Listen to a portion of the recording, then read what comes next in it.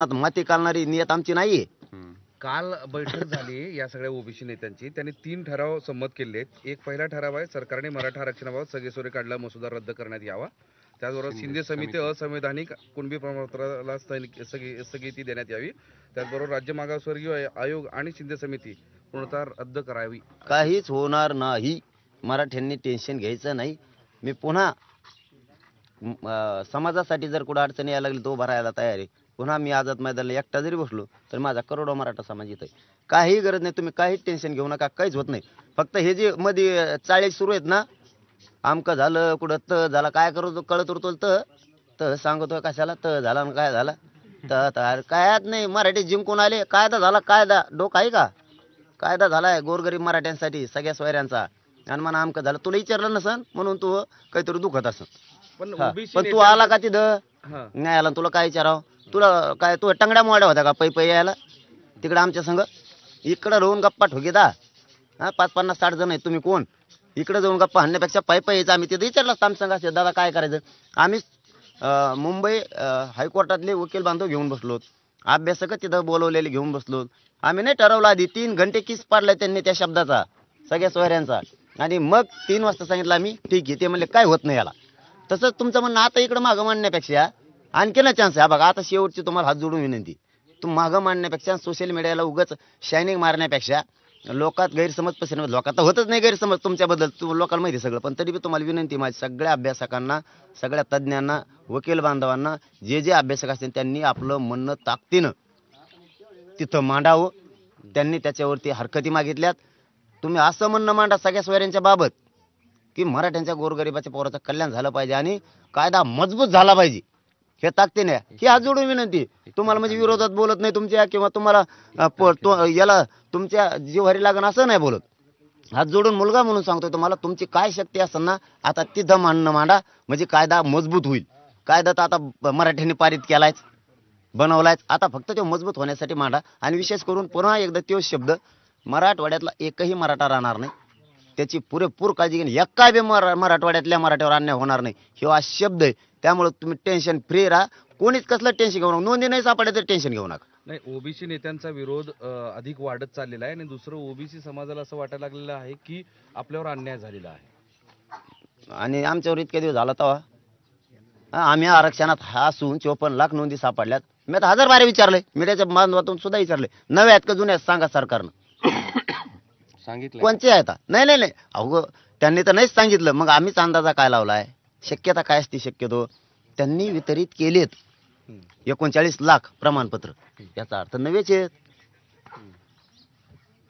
माझं फक्त पुन्हा तेच म्हणणं आहे, मराठवाड्यात गॅजेट लावायचे का, काय करायचंय, कसं करायचंय. 1884 ची जनगणना आहे ती लावायची, हैदराबादचे पुरावे घ्यायचे.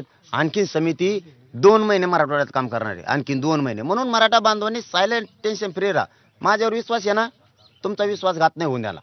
फक्त मराठवाड्यातल्या मराठ्यांनी कुणी काही गैरसमज पसरला, आपल्याला काय मिळालं आणि काय झालं सगळ्या महाराष्ट्राला मिळालंय आणि मराठवाड्यात सुद्धा कच्चून मिळणार आहे. टेन्शन घेऊ नका, तुमची ताकद वाजवणार, एकजूट राहा. एक काही नोंदी अशा सापडलेल्या आहेत, विशेषतः बीड, काही जणांनी फोन करून सांगितलंय की बीड जिल्ह्यामध्ये नोंदी सापडल्यात त्या मोडी लिपीमध्ये आहेत.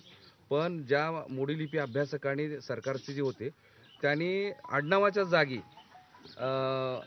काहीतरी अस्पष्ट असे शब्द दिलेत. पण तेच दुसरे विद्यापीठाचे जे मोडी लिपीकार आहेत ते असं म्हणतात की सगळं स्पष्ट दिसतंय, आडनाव पण दिसत आहेत, पण हेतुपुरस्सर ते आडनाव टाकले गेले नाहीत आणि तसं काही पुरावे दिलेले आहेत. त्याला जोडून असं आहे की अनेक हजारो नावं डबल नावं आहेत आणि अनेक आता सुद्धा बरेच अर्ज होत आहेत. त्यांना काय आव्हान करतात? सगळ्या बांधवांना अगोदरच यांचं महत्वाचं आहे की मी सांगतोय सरकारला आणि मुख्यमंत्री साहेबांना सुद्धा, असे प्रकार जसे मागं होत होते तसे त्यांनी काही कमी केलेत. विभागीय आयुक्त साहेबांना सुद्धा माझी आज विनंती आहे की तशा अधिकाऱ्यांनी केलं असेल तर त्यांना मागं केलेले जसे कामावून कमी केले त्यांना काही ना आणखीन कामावून कमी करा. आणि बीड जिल्ह्यासह महाराष्ट्रात आणि मराठवाड्यात ज्या नोंदी सापडल्या असतात अशा ते पुऱ्या ग्राह्य धरा. कारण काहीच्या ठिकाणी नुसत्या रेषा सुद्धा वडलेल्या आहेत, ते वर कुणबिलेलं खाली कुणबिलेलं मध्ये रेषा वडल्यात, ते सुद्धा सगळे कुणबी म्हणून धरा. आणि तुमच्या ज्या तालुका स्तरावर तुम्ही समित्या नेमल्यात, या समित्यांना प्रत्यक्ष काम करायला लावा. आता म्हणजे आजपासूनच, आज सोमवार आहे, आता आजपासून वर्किंग डे सुरू झाला, तुम्ही पहिलं त्या समित्या ऍक्टिव्ह करा सगळ्या. मी तसं मुख्यमंत्री साहेबांना आज बोलणार आहे, कालही सांगितलं होतं, आजही बोलणार आहे. दोनही उपमुख्यमंत्र्यांना सुद्धा मी स्वतःहून सांगणार आहे. आता आजपर्यंत नाही सांगितलं, पण आता स्वतःहून सांगणार आहे की त्या समित्या ज्या गठीत केल्या त्यांना ताकदीनं कामाला लावा. मराठवाड्यातल्या नोंदी आणि मराठवाड्यातल्या असणाऱ्या अडचणी सोडवा. काही ठिकाणी जळीत झालेले, त्या ठिकाणीचा प्रकार तुम्हाला शेजारच्या गावात सापडलेल्या नोंदी त्याच्या आधारावरच त्या गावाला द्या. आता नोंद त्यांच्या जळाला रेकॉर्ड मांडल्यानंतर त्यांनी काय मारायचं आहे का? आणि सगळ्या सोयऱ्यांची अंमलबजावणी तातडीनं आता लगेच त्याची सुरू करा, ही पण विनंती आहे. बरं, 1 तारखेला ओबीसींच्या वतीनं महाराष्ट्रभर आंदोलन करण्यात येणार आहे. खासदार आमदारांच्या घरासमोर या ठिकाणी आंदोलन करण्याचं त्यांनी ठरवलेलं आहे. चांगलं आहे ना, मग करू द्या ना. मग थोडीच परवानगी लागणार आहे त्यांना, करा म्हणा. काय करायचं तुम्हाला? आपण कुठं त्यांना विरोधी, लोकशाहीचा अधिकारी ते आम्हाला आरक्षण मिळावं म्हणून करत असतील. ते ओबीसीला आम्हाला मराठ्यांना आरक्षण मिळावं म्हणून करत असतील. पण तुम्ही पण ओबीसीच आहे. मग कोणी पण हे राजकीय दृष्टिकोनातून आता विरोध दिसतोय, व्हाय ना. मग सामाजिकता विरोध दिसतो का नाही दिसत? आम्ही खंबीर आहेत, सामान्य मराठी.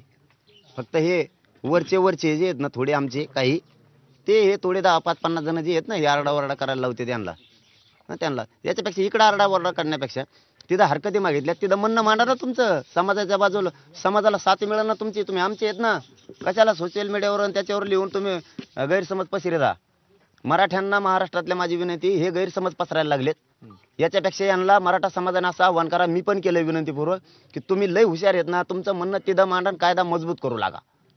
इकडं बोंबलून आमचं गोरगरिबाचं अन्नात माती घालू नका. ओबीसीच्या नेत्यांनी तेच सगळ्या ओबीसी समाजाला आवाहन केलेलं आहे की या नोंदी, हा जो कायदा आहे तो कायद्याला आक्षेप नोंदवा, मोठ्या संख्येने नोंदवा, सगळे सोयऱ्याला आक्षेप नोंदवा, असं त्यांनी आवाहन केलेलं आहे. तेच आव्हान तुम्ही सगळ्यांना आवाहन करणार आहे. तेच आव्हान मी सुद्धा आता केलंय की जेवढे अभ्यासक आहेत, घटना तज्ज्ञ आहेत, जे आपले वकील बांधव आहेत, मोठमोठाले जे अभ्यासक त्यात लोक आहेत, यांनी सगळ्यांनी आपल्या जातीची आपण टर उडण्यापेक्षा, त्याच्यात काय मोठेपण आहे तुम्हाला, त्यापेक्षा तुम्ही तिथं तुमचं ताकदीनं म्हणणं मांडा, म्हणजे कायदा मजबूत होईल. आणि मराठा बांधवांनाही महाराष्ट्रातली विनंती, ते जे बडबड चालली यांची, त्याच्यापेक्षा त्यांना असं सांगा की तुमचं म्हणणं तिथं मांडा, म्हणजे आमचा गोरगरिबाचा कायदा पक्का होईल.